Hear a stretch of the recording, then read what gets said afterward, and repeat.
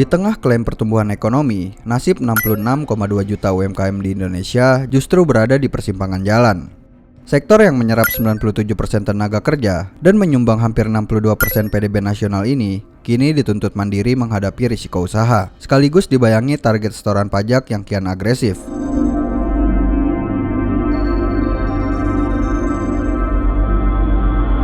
Pemerintah melalui utusan khusus Presiden, Ahmad Ridho Sabana, menegaskan bahwa ekosistem proteksi yang inklusif bukan lagi sekedar jargon, melainkan infrastruktur wajib agar UMKM berani bersaing global. Ironisnya, data menunjukkan tingkat inklusi asuransi nasional saat ini baru menyentuh angka 28,5%. Artinya, mayoritas pelaku usaha rentan gulung tikar jika dihantam risiko bisnis. Padahal, ekonomi digital kita diproyeksi menembus 99 miliar dolar AS, didorong oleh hampir 40 juta merchant kris yang mayoritasnya adalah UMKM.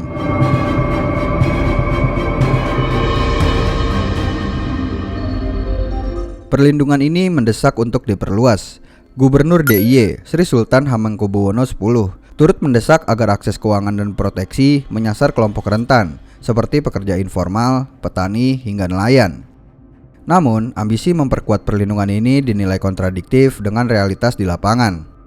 Fakta pahit dari data Organisasi Perburuhan Internasional atau ILO mengungkap, rata-rata penghasilan pekerja di Indonesia justru menjadi yang paling rendah di kawasan ASEAN.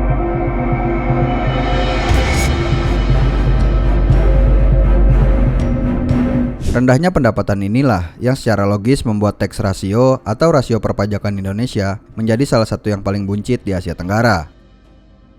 Kepala Riset Cita, Fajri Akbar, mengingatkan pemerintah untuk realistis.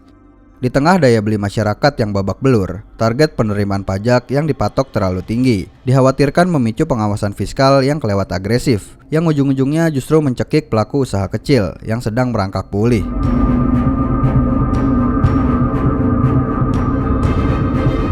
Pengamat menyarankan, daripada terus memburu wajib pajak kecil dan UMKM, radar pengawasan pajak seharusnya diarahkan ke sektor yang menikmati kue APBN, seperti pengusaha pemenang tender barang dan jasa pemerintah, serta sektor terkait. Karena sektor-sektor inilah yang meraup untung dari tingginya belanja negara di paruh pertama tahun ini.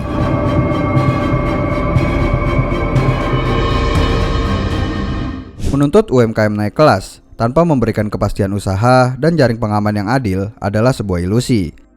Jika pemerintah serius ingin menjadikan UMKM sebagai pilar ekonomi, maka proteksi nyata harus didahulukan, bukan malah mempercepat tagihan pajak di saat daya beli sedang sekarat.